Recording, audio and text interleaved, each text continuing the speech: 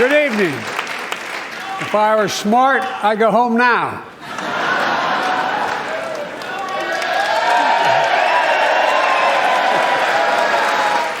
In November, my team began serious negotiation with a bipartisan group of senators. The result was a bipartisan bill with the toughest set of border security reforms we've ever seen. Oh, you don't think so? Oh, you don't like that bill, huh? That conservatives got together and said it was a good bill? I'll be darned. That's amazing. That bipartisan bill would hire 1,500 more security agents and officers, 100 more immigration judges to help tackle the backload of 2 million cases, 4,300 more asylum officers, and new policies so they can resolve cases in 6 months instead of 6 years now.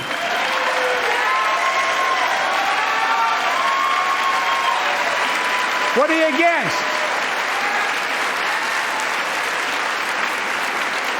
100 more high-tech drug detection machines to significantly increase the ability to screen and stop vehicles smuggling fentanyl into America. That's killing thousands of children. This bill would save lives and bring order to the border. It would also give me and any new president new emergency authority to temporarily shut down the border when the number of migrants at the border is overwhelming. The Border Patrol Union has endorsed this bill. The Federal Chamber of Commerce is, yeah. You're saying low. Look at the facts. I know you know how to read.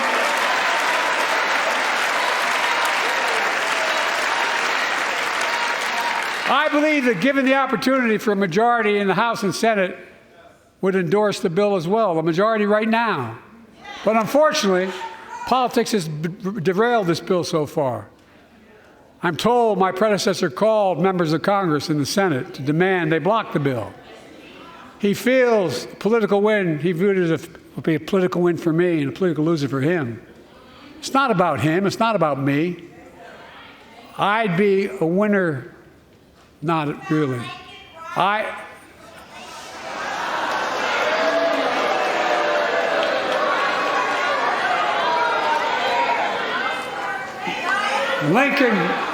Lincoln Riley, an innocent young woman who was killed by an illegal. That's right. But how many of thousands of people being killed by illegals? To her parents, I say, my heart goes out to you, having lost children myself. I understand. But look, if we change the dynamic at the border, people pay these smugglers $8,000 to get across the border because they know if they get by and let into the country, it's 6 to 8 years before they have a hearing. And it's worth taking the chance of the $8,000. But if it's only 6 weeks, the idea is it's highly unlikely that people will pay that money and come all that way knowing that they'll be able to be kicked out quickly. Folks, I would respectfully suggest my Republican friends owe it to the American people, get this bill done. We need to act now.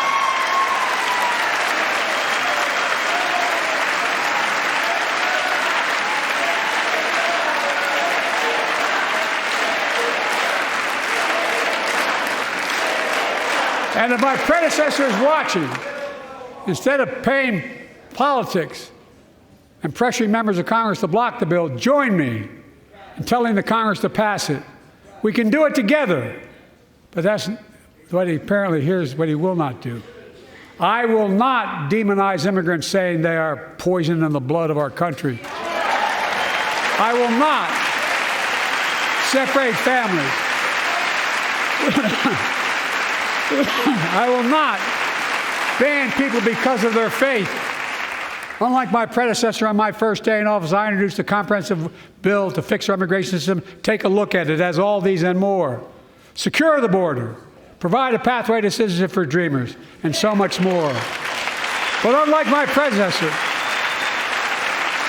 I know who we are as Americans. We're the only nation in the world with a heart and soul that draws from old and new. Home to Native Americans, whose ancestors have been here for thousands of years. Home to people of from every place on earth. They came freely. Some came in chains. Some came when famine struck, like my ancestral family in Ireland. Some to flee persecution, to chase dreams that are impossible anywhere but here in America. That's America. And we all come from somewhere, but we're all Americans.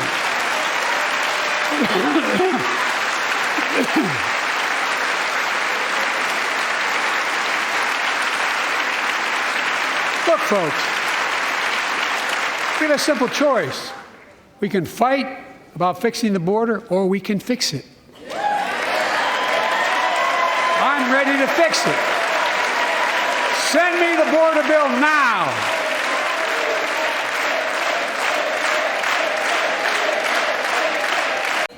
No billionaire should pay a lower federal tax rate than a teacher, a sanitation worker, or a nurse.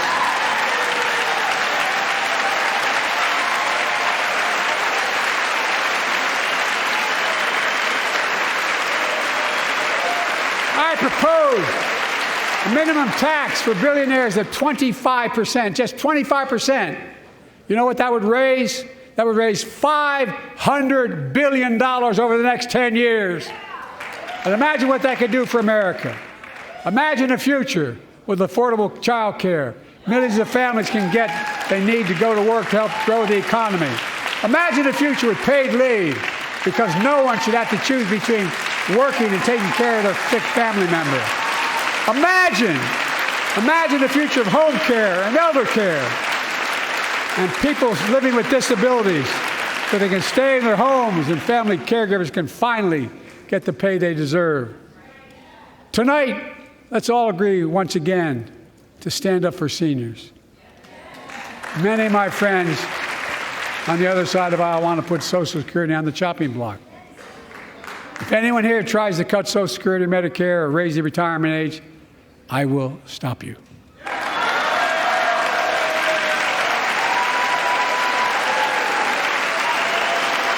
The working people who built this country pay more into Social Security than millionaires and billionaires do. It's not fair. We have two ways to go. Republicans can cut Social Security and give more tax breaks to the wealthy. That's the proposal. Oh no, you guys don't want another $2 trillion tax cut? I kind of thought that's what your plan was. Well, that's good to hear. You're not going to cut another $2 trillion for the super wealthy. That's good to hear. I'll protect and strengthen Social Security and make the wealthy pay their fair share. Look,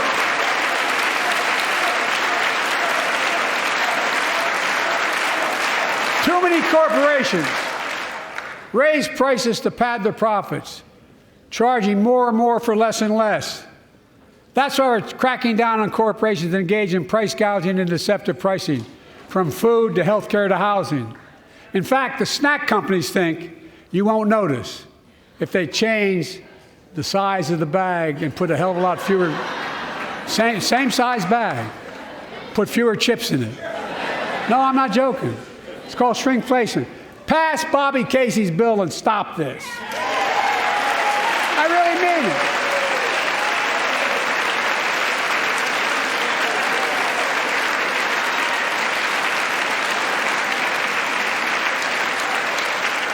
You probably all saw that commercial on Snickers bars. You get charged the same amount, and you got about, 10% fewer Snickers in it. Look, I'm also getting rid of junk fees, those hidden fees at the end of your bill that are there without your knowledge. My administration announced we're cutting credit card late fees from $32 to $8.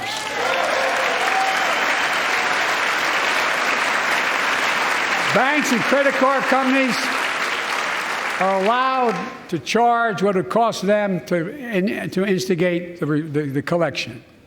And that's a hell of a lot, like $8 and 30-some dollars. They don't like it. The credit card companies don't like it. But I'm saving American families $20 billion a year with all the junk fees I'm eliminating. In fact, My policies have attracted $650 billion in private sector investment in clean energy, advanced manufacturing, creating tens of thousands of jobs here in America.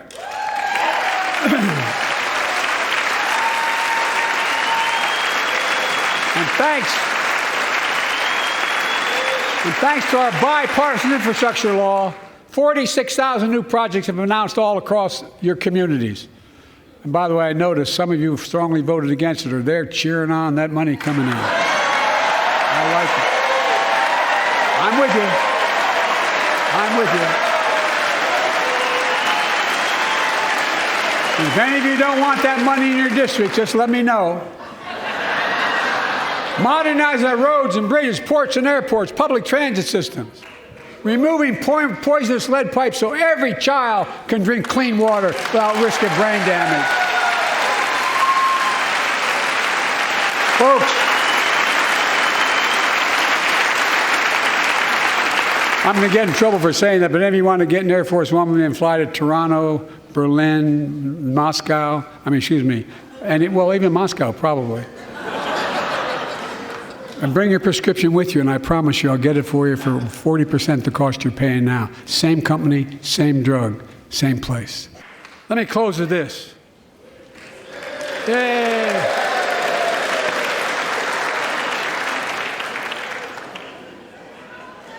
I know you don't want to hear any more, Lindsay, but I got to say a few more things. I know it may not look like it, but I've been around a while. When you get to be my age, certain things become clearer than ever. I know the American story. Again and again, I've seen the contest between competing forces in the battle for the soul of our nation. Between those who want to pull America back to the past and those who want to move America into the future. My lifetime has taught me to embrace freedom and democracy, a future based on core values that have defined America: honesty, decency, dignity, equality, to respect everyone, to give everyone a fair shot, to give hate no safe harbor. Now, other people my age see it differently. The American story of resentment, revenge, and retribution, that's not me. I was born amid World War II, when America stood for the freedom of the world. I grew up in Scranton, Pennsylvania, and Claymont, Delaware, among working-class people who built this country. I watched in horror as two of my heroes, like many of you did, Dr. King and Bobby Kennedy, were assassinated. And their legacies inspired me to pursue a career in service. I left the law firm and became a public defender because my city of Wilmington was the only city in America occupied by the National Guard after Dr. King was assassinated because of the riots. And I became a county councilman almost by accident. I got elected to the United States Senate when I had no intention of running at age 29. Then vice president to our first black president. Now president to the first women vice president.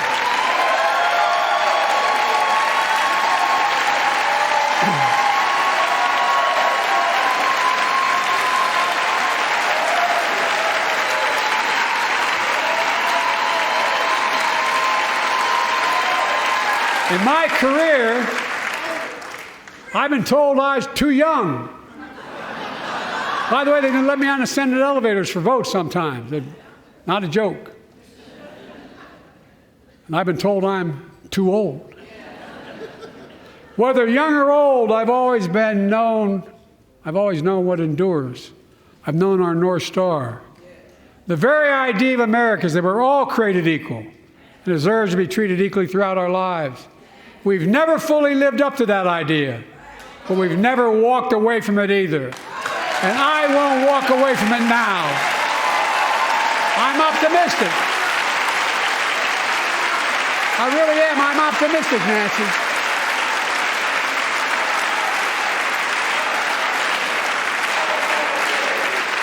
My fellow Americans, the issue facing our nation isn't how old we are, it's how old are our ideas. Hate, anger, revenge, retribution are the oldest of ideas. But you can't lead America with ancient ideas that only take us back. You lead America, the land of possibilities. You need a vision for the future and what can and should be done. Tonight you've heard mine. I see a future where defending democracy, you don't diminish it. I see a future where we restore the right to choose and protect our freedoms, not take them away. I see a future where the middle class finally has a fair shot and the wealthy have to pay their fair share in taxes. I see a future where we save the planet from the climate crisis and our country from gun violence. Above all, I see a future for all Americans. I see a country for all Americans. And I will always be president for all Americans because I believe in America. I believe in you, the American people. You're the reason we've never been more optimistic about our future than I am now. So let's build the future together. Let's remember who we are. We are the United States of America. And there is nothing beyond our capacity when we act together. God bless you all, and may God protect our troops. Thank you, thank you, thank you.